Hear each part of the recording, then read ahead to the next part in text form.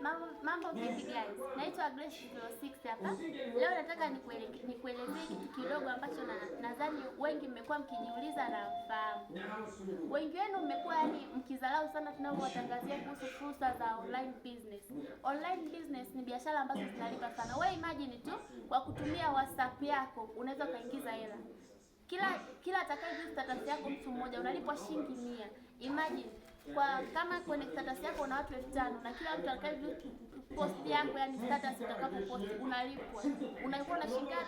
Unakuwa una hela nyingi. Imagine unatazama video za YouTube unalipwa, TikTok unalipwa. Wewe ni nani ushindwe kuomba link kwa shilingi 13,000 guys?